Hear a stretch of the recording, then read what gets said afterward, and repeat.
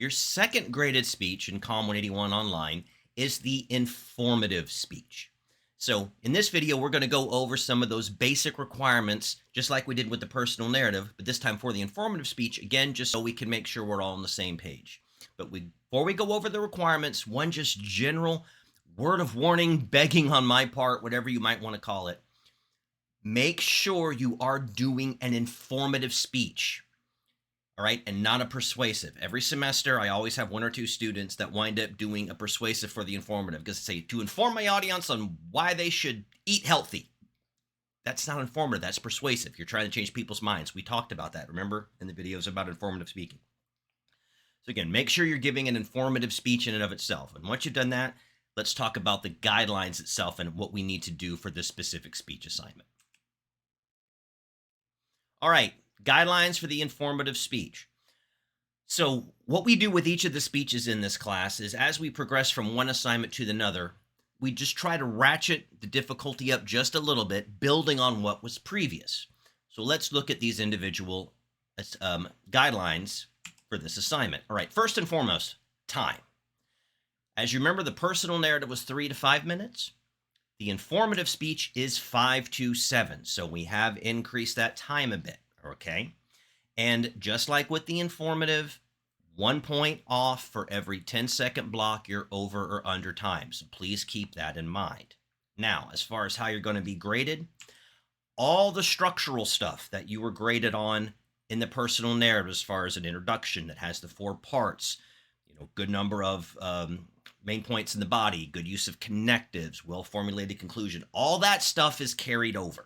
So you still have to have all that good structural stuff. That doesn't change, all right? But we do add 2 new components to how we're going to grade your informative speech. So all the stuff about introduction, body, conclusion, connectives, still relevant, but let's talk about the new stuff, all right?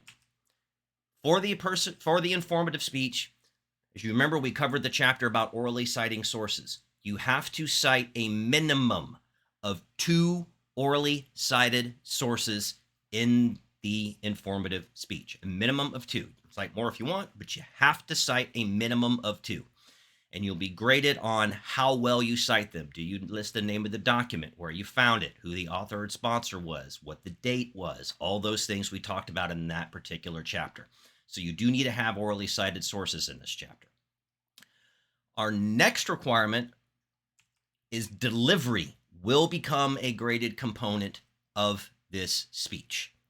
All right. So in the first one, if you had me or another instructor, we might have made comments, hey, work on this with your voice, work up speaking louder, add more gestures, those type of things.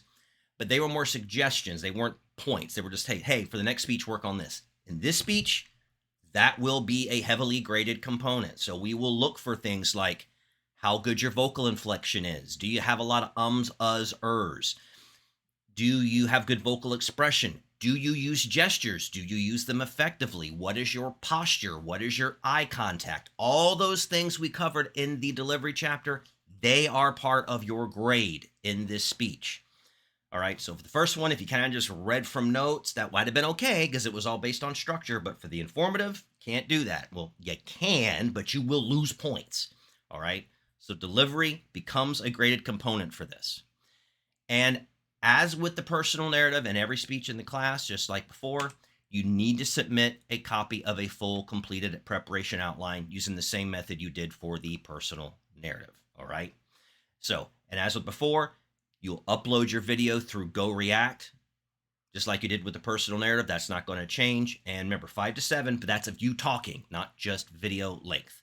So these are the basic requirements for the informative speech assignment. Now, if you have any questions about these requirements or are concerned about anything else, please feel free to reach out and contact your individual instructors. As I said before, I'm the course manager and built the online version, but you very well might have another one of our great faculty here at Gateway facilitating, I guess is the word, the online actual course. Now, one question that does come up about the informative is visual aids.